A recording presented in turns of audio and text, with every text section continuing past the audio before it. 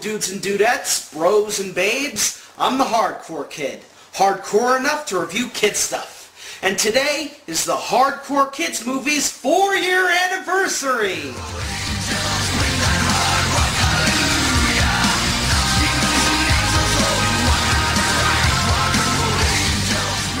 Boy, a lot has certainly happened in the past 4 years I've done this show. We've reviewed a lot of animated movies, we've seen rats, cats, robots, dream demons, idiots on YouTube, just about everything. So, today we're going to make this anniversary a little special, and that's by reviewing a TV movie featuring my favorite band of superheroes, the Teen Titans.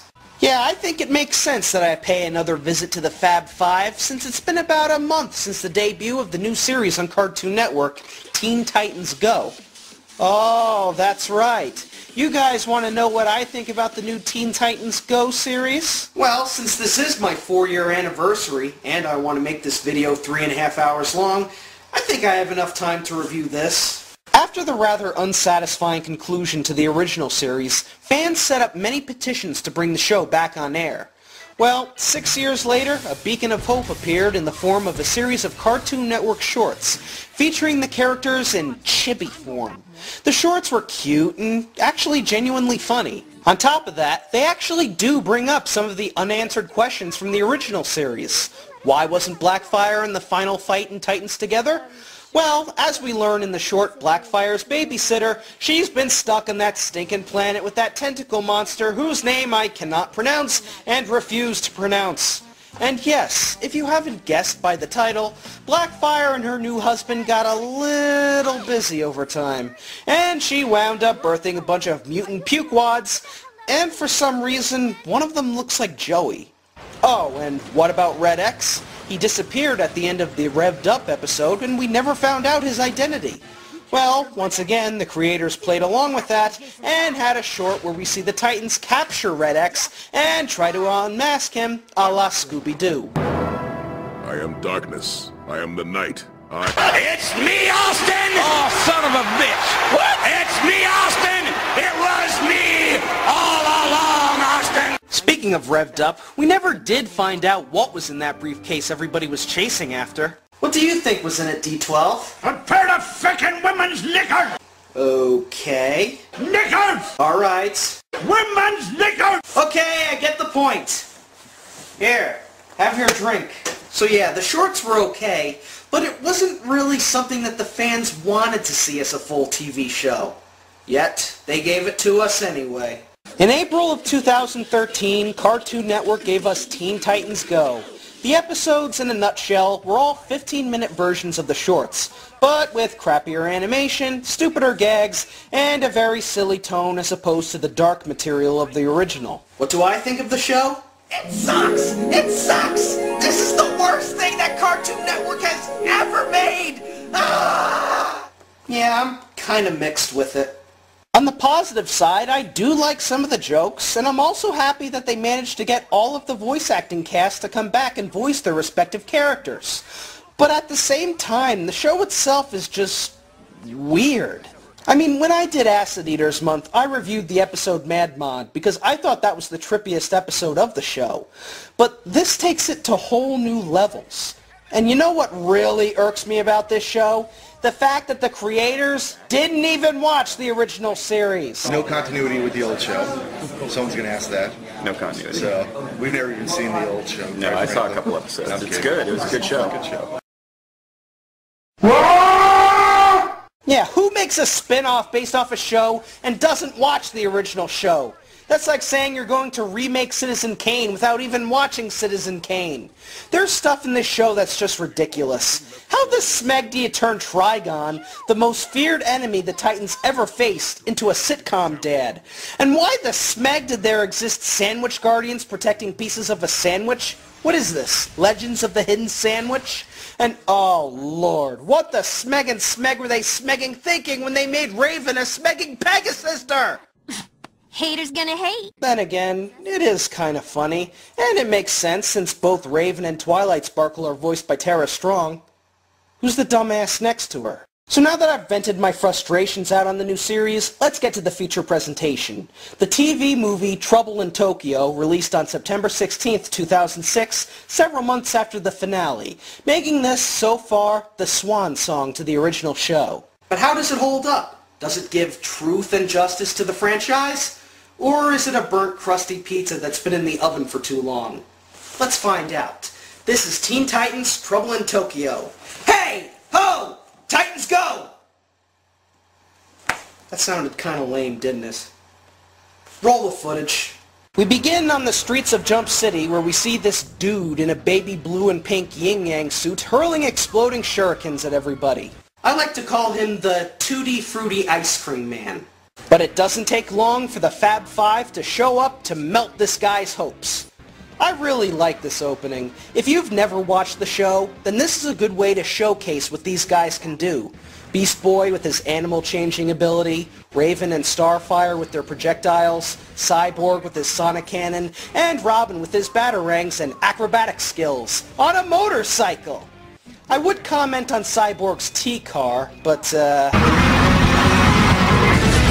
God damn, can Cyborg ever go a single episode without his car getting destroyed? My automobile, my automobile. What are we going to do? What are we going to do? Mamma mia! The Titans try to blast the berry-blasted bastard, but his body regenerates no matter what they do. And he still makes it to Titan's Tower and fills it full of holes.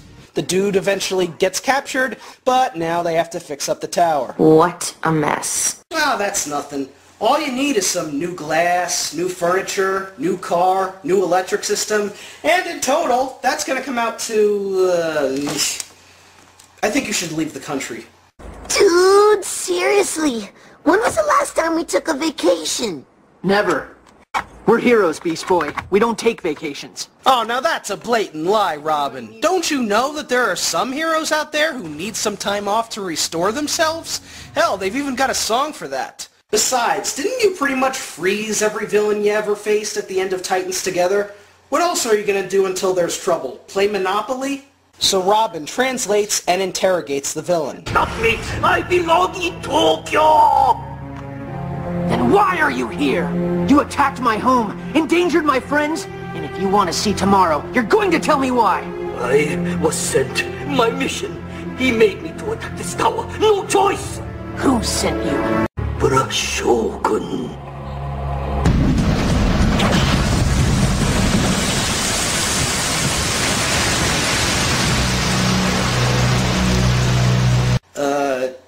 Teleport! So if the dude vanished into thin air, how are we supposed to find him? By tracking down his boss. This Brushogun ordered an attack on our headquarters. He nearly destroyed our home. He will be brought to justice. Pack your things. We're heading for Tokyo. Sweet! We're going on vacation! And on that note, the Teen Titans begin their terrific trek across the Pacific Ocean from Titans Tower, California to the tantalizing city of Tokyo. You know, being that the show itself has consisted of a lot of anime-esque humor, the theme song is sung by Japanese duo Puffy Amiyumi, and both Teen Titans and Tokyo begin with the letter T, this show seemed destined to venture into the land of the rising sun. Either that or Mardi Gras, where we get to see some crazy teens possessed by a nutcase who wants to turn everybody in the world into drunk, horny zombies. Oh wait, that was Project X.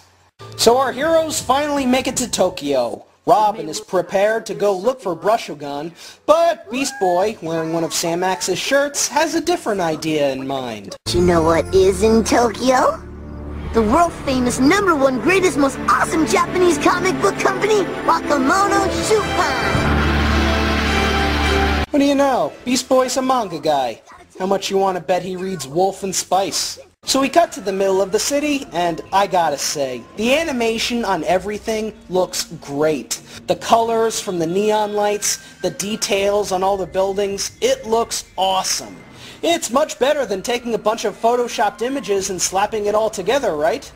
So we see the Titans on the street, Beast Boy for some reason is still wearing that shirt, and they all realize none of them know Japanese. The solution? Well, Starfire learned English by kissing Robin, so to learn Japanese...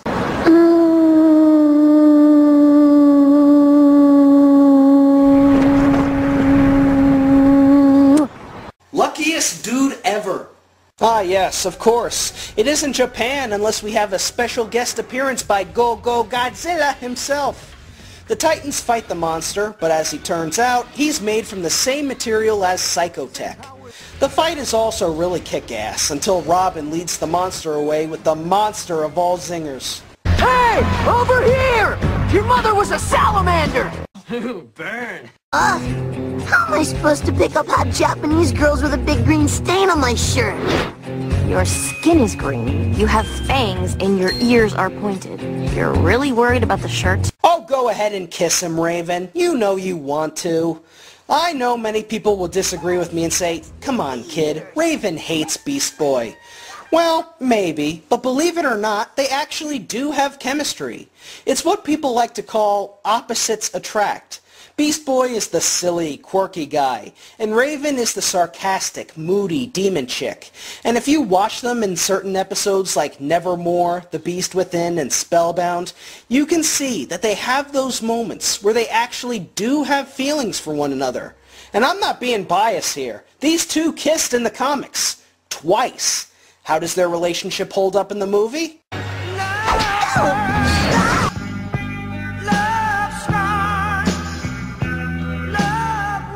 Yeah, but from what I've heard, there actually is going to be some Beast Boy Raven moments in the Teen Titans Go series. So, who knows? We might actually see them together. So, Ray, you gonna buy a new bathing suit too? This is my bathing suit. Hi. Back to the Godzilla monster, where it seems to be unstoppable. That is, until Asian Dick Tracy, actually his real name is Daizo, and his troops show up and lock the monster in a laser cage. We've got to get one of those. I will honor you with a tour of our headquarters and our home. I founded the Tokyo Troopers to help keep the city safe. We're not too different from you Titans. Except, we are all grown-ups. My operation is a triumph of Japanese culture, technology, and design. Living units are efficient but comfortable. Hourly training sessions keep my troopers in peak form. We are setting them up for the new Clone Wars series. It is sure to be a smash! With your permission, Daizo, I'd like to use this equipment to complete our mission. Ah, certainly, my young friend. And what, may I inquire, is your mission? We're tracking a criminal who calls himself Brushogun. Forgive me, but you are ignorant of our culture. Brushogun is an urban legend, a myth. I'm afraid you've come a long way for nothing. As you can see, my troopers have Tokyo's real criminals well under control. I don't know. Something's a little bit off about this guy. Could it be his racially insensitive youngblood diseased eyes, perhaps? But now that it looks like Japan has everything under control, what can the Titans do now that they're not needed?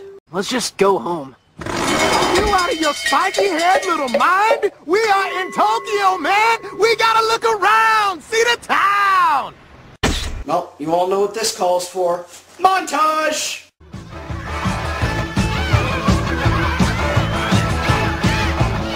Yeah, pretty self-explanatory. Robin takes Starfire to an arcade where she does Guitar Hero, DDR, and Whack-A-Mole all at the same time.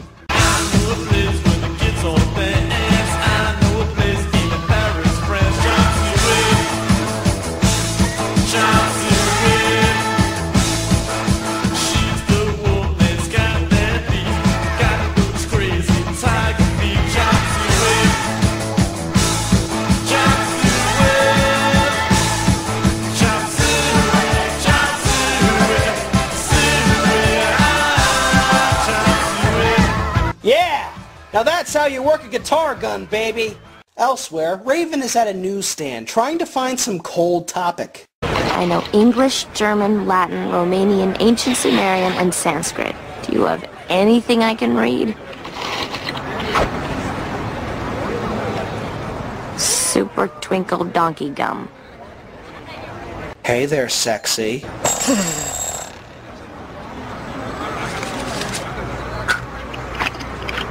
Ah, don't worry about it, Raven. In about 4 years, that donkey is going to turn into a pretty unicorn. I'm the R to the A, V-E-N, I'll Azrath Metreon Zinthos your butt to the end. I'm Raven. Delicious. And now, we cut to our friend Beast Boy, reading an Astro Boy manga. Good choice, dude.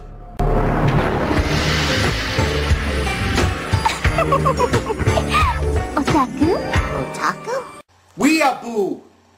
This cheeky, giggly fangirl leads Beast Boy to a karaoke club filled with screaming fangirls. Ugh, I haven't heard this much fangirl-gasming since the One Direction fangirls. Wait, the lyrics are in Japanese. I will obey the traffic rules. Teen Titans! I will eat everything without likes or dislikes. Teen Titans! Earthquakes, lightning, fire, yeah. Grammar, math, science, social studies. There is nothing I am afraid of. Teen Titans, go! You know, as much as I really hate the Puffy Amiyumi theme song, I gotta give Greg Sipes, the voice of Beast Boy, credit. He actually makes this song sound tolerable, silly lyrics and all. That, and also, Sipes is a damn good singer. Seriously, look up his songs, Free Me and Fade Away. It's heavy stuff, man. 1, 2, 3, 4, 5, Teen Titans! Good night, Tokyo! Last Tuesday night, went with my friends to Tokyo. Sexy girls everywhere I go. All of them look like Yoko. Last Tuesday night. And lastly, there's Cyborg, who does what pretty much every tourist wants to do when they go out to a different country. Eat all the food. Unsurprisingly, the shop owners don't like it and get mad at him. You know, naturally, if I saw some humanoid go into my house and eat my food, I wouldn't be just pissed. I'd piss my pants horrified. But, being that these guys live in a country that's invaded by giant monsters and killer robots, a 10-foot-tall, half-man, half-robot is just another greedy customer to them. Hey, did you know that there is actually an Alcoholics Anonymous group for robots?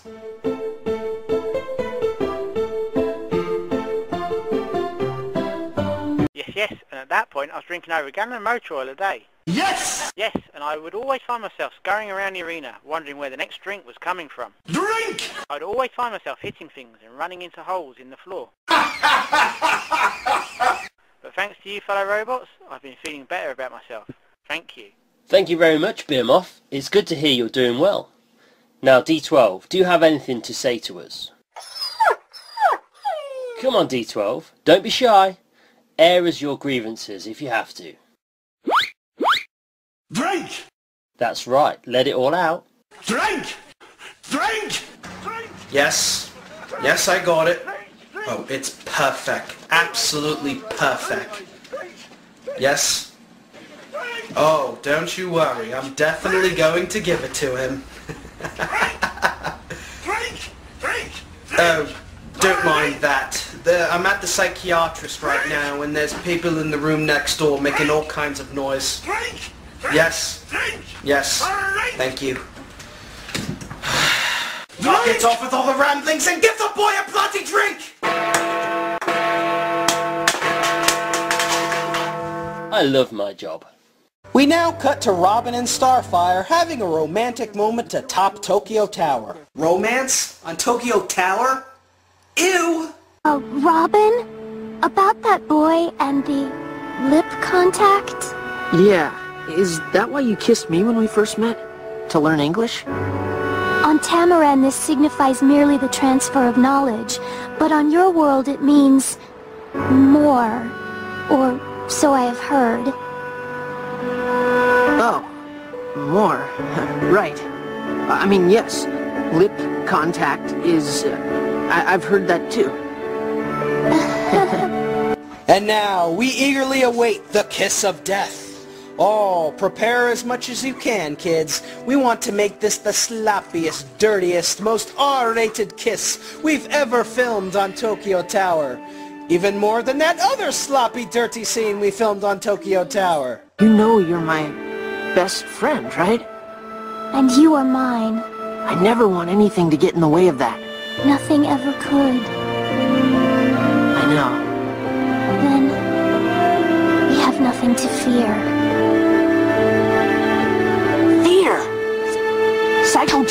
afraid of someone. Oh, cock-blocked. Believed us to be having the fun. There's nothing fun about looking like a bunch of stupid kids. We're heroes, Starfire. Must we always be heroes? Are we capable of nothing else? Can we not, for a few moments, be something more? There is nothing more. A hero is what I am, and if you don't like it... Now is the time to take control. Stop joking around. Be serious. Be a complete asshole to my friends. Yeah, this scene alone is one of the main reasons why I really hate Robin. I mean, I know he's the leader of the group, so he's responsible for all of their actions and their missions. But damn, the guy is just a total killjoy. Throughout the show, his character always acts so freaking demanding and douchey, to the point of unlikability. It's like if you took the Dick Grayson from Schumacher's Batman and Robin, but replaced some of his whining with, "You're a superhero. You can't go on vacation because I told you so." And this guy isn't just their leader, he's supposed to be their friend. Well, how would you like it if a friend of yours just went out and said a bunch of condescending bullcrap right in your face? Some friend? Man, you really gotta feel bad for Starfire here. Oh, Robin, it is so nice to have a friend who risks his own life to save the world. In his bright-ass red shirt, bright-ass green pants, and bright-ass yellow cape, looking like a big fat bowl of Fruity Pebbles! See, look! He blends right into the Fruity Pebbles box! It's like putting ketchup into a bucket of blood and then eating it as part of a balanced breakfast. Yeah, how does that feel, Boy Wonder? Hurts, doesn't it? But come on, Robin, seriously. You guys are kids. Live a little for once. Oh, too true, too true. Alright, now that I've gotten all that bickering out of the way, let's get back to the plot. It may seem like there's really nothing going on in terms of the story, but what I haven't been showing you are the Titans being watched by some shadowy figure, as well as his minions following them around the streets. And it doesn't take long before Psychotech shows up to settle the score with Robin.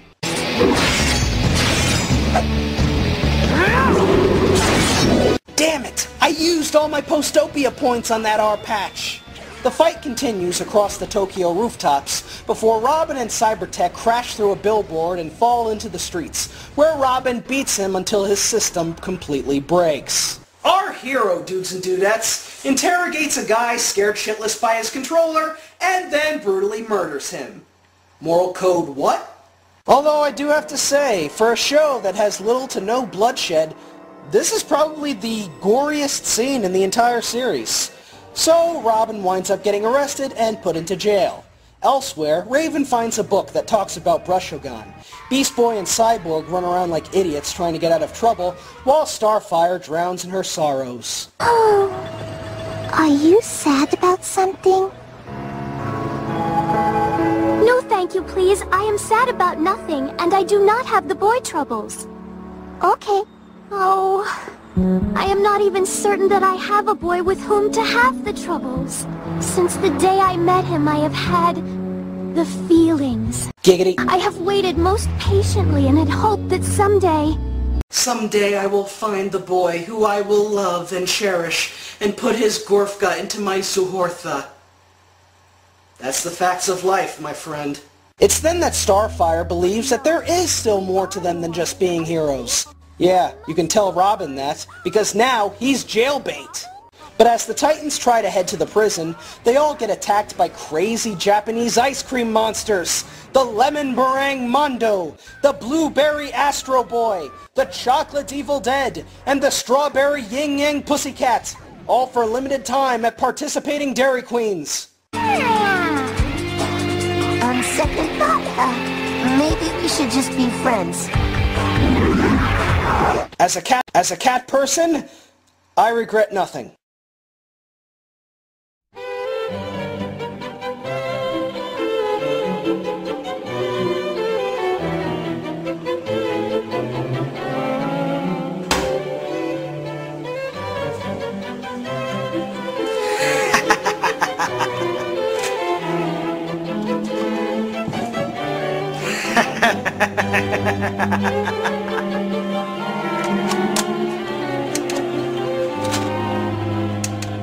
Yes. Oh, hello there. Haven't seen you all in a while. Oh, I just wanted to come over and offer my congratulations for this special occasion. It has been a privilege being at the hardcore kid's side all these years. Even after he shot me, blew me up, and staged a fake apocalypse to send me into hiding. Yes. I feel eternally grateful though. Yes, I am happy. Oh, and I don't know if you noticed this, but the movie quality looked a bit fuzzy, so I picked up a higher quality copy. Got it from somebody named Zone Sama. Interesting chap. Salutations. Oh, yes. About time I ate some real Japanese food for a change. Japanese fried chicken.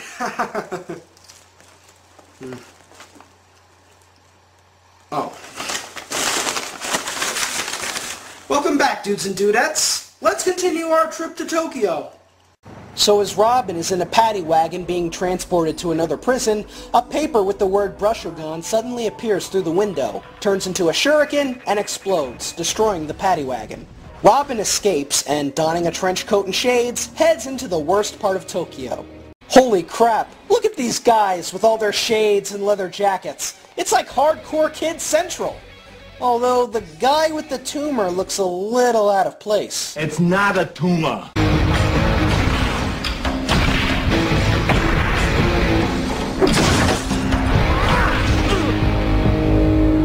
Now it's a tumor.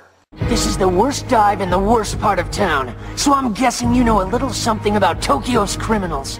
I'm looking for Brushogun. Ha! He's just a myth.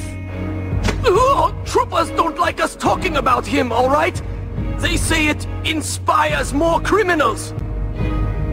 Inspire me. He was real and very bad, with strange powers. Was? Where is he now? Nobody knows. One day he just disappeared. That's when all the new criminals started showing up. Tokyo troopers. And I doubt they're here for me.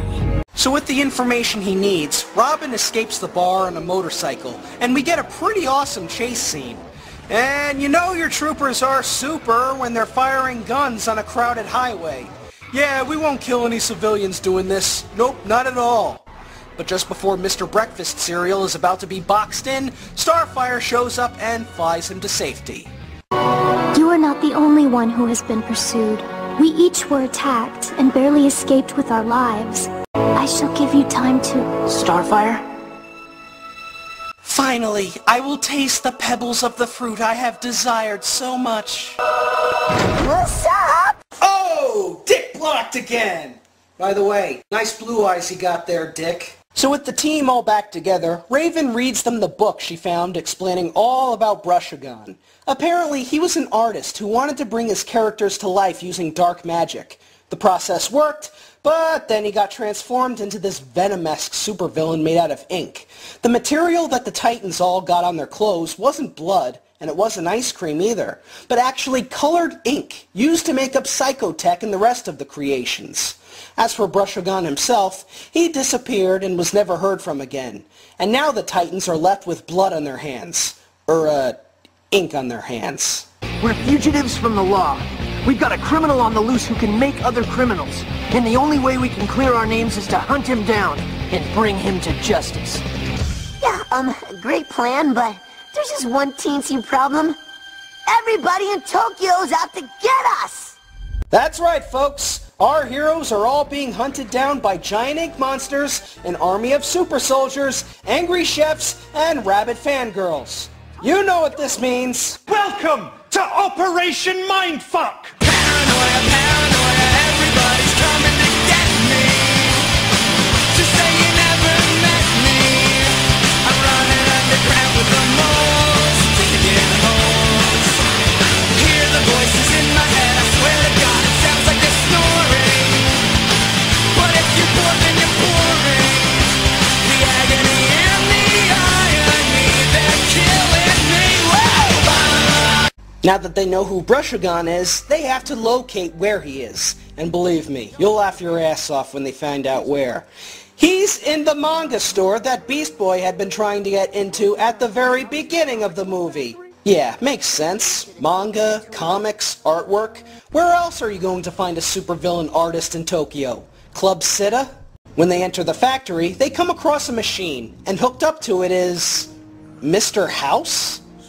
Nah, it's actually Brushagon. You're not the one behind all this, are you? You're just... His slave. He trapped me in this thing.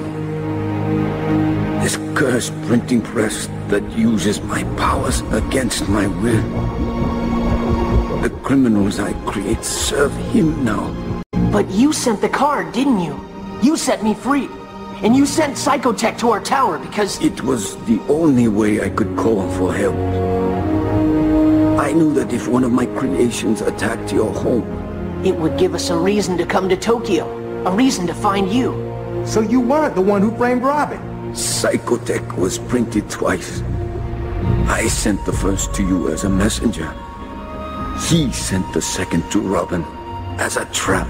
So now the big question, who is the man lurking in the shadows? Why, it's none other than Daizo!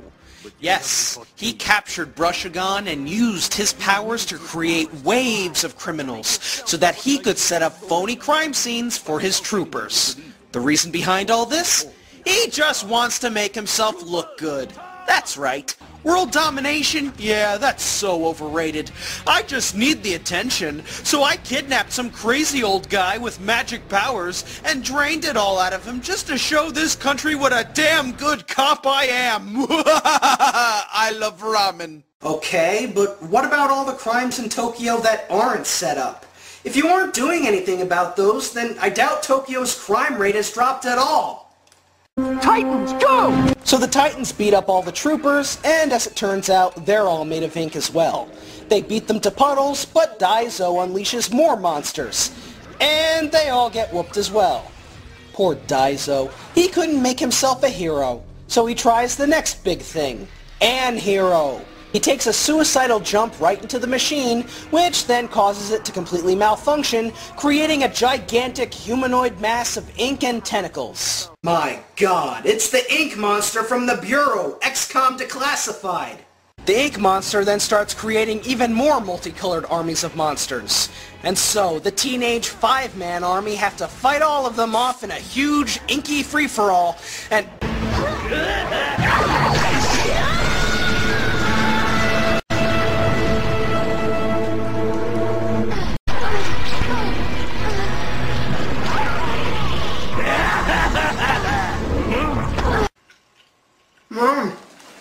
I totally missed that. The ink monster then uses its tentacles to plow itself into Raven's ass and pussy.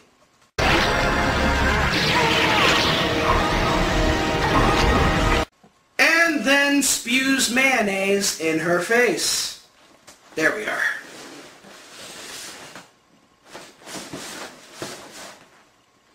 The fuck?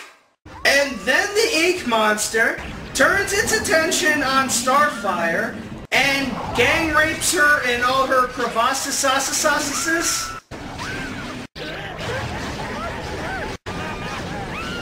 No! No! No! No! This cannot be!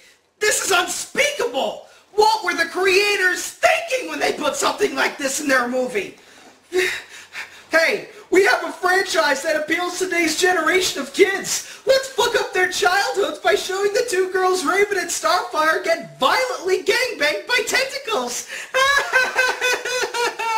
That way the kids won't find out that it's a Zone parody, you sick fucks. Do you really think I'm this stupid?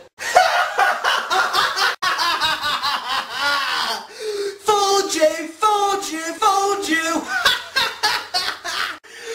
What you get for making me think the world would end, eh? Enjoy seeing your precious show sabotaged!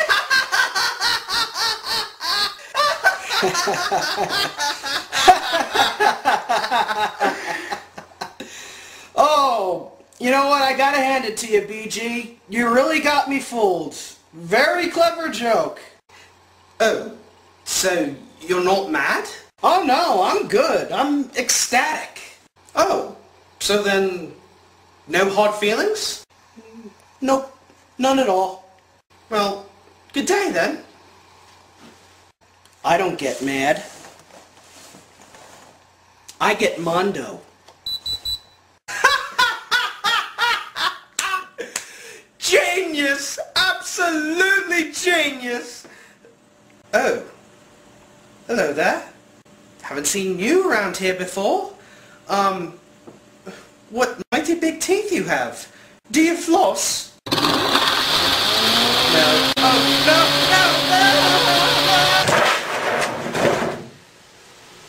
BG's not so stupid. BG's not so stupid. BG's not so stupid. BG's not so stupid. Don't mind me. I'm just gonna keep playing this over and over again for the rest of the video. BG's not so stupid. So how the hell do the Titans beat this thing? Well, when Robin runs up one of the arms to speak to Brushagon, he learns that without his power, the monster will melt. So Robin uses his Fruity Pebble powers to enter the ink monster and pull Brushagon's body out. Brushagon dies, and all the monsters turn to ink. But oh noes! What about Starfire? Are you okay? I am now. I think I was wrong before. You do? Maybe a hero isn't all that I am. Maybe I could be... Maybe we could be... Robin? Starfire? Stop talking. Yes, please.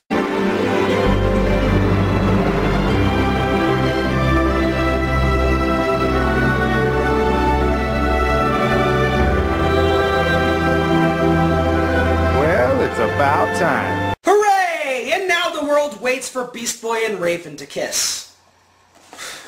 Pretty Pegasisters. And so the movie ends with a big celebration for the Titans. They all get medals, Robin and Starfire are now together like cereal and milk, Cyborg gets a mountain of eats, Raven is the spokesperson for that donkey bubblegum, and Beast Boy gets a mountain of fangirls. Okay, next time, we're going to Mexico. Oh! See? What did I tell you? She's jealous. And that was Teen Titans Trouble in Tokyo. What can I say? This movie was a blast. It was cool to see the team once again kicking ass and having fun. It's not as dark and compelling as their storylines with Trigon and Slade, and the villain is pretty generic. But that's okay. It's still all good fun. It's funny. The fight scenes are awesome. And the animation looks great. Just about everybody, from the voice actors to the animators, seem to really be having fun with this movie. And it really pays off. So if you're a fan of the Teen Titans, or are interested in becoming a fan, I would recommend giving this movie a watch. Hardcore hit for Teen Titans Trouble in Tokyo. Guys, I would like to thank you all for sticking with me throughout these 4 years, and I'm really happy with how this anniversary special turned out. Stay tuned next time for more hardcore kids movies on Reviewers Unknown. Until next time, peace out.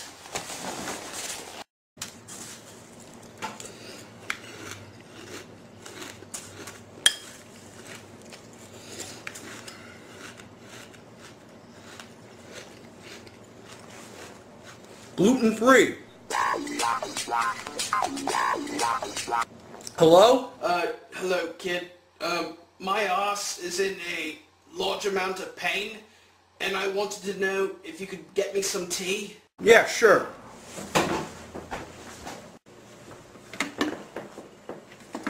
Heads up! Ow! Thank you!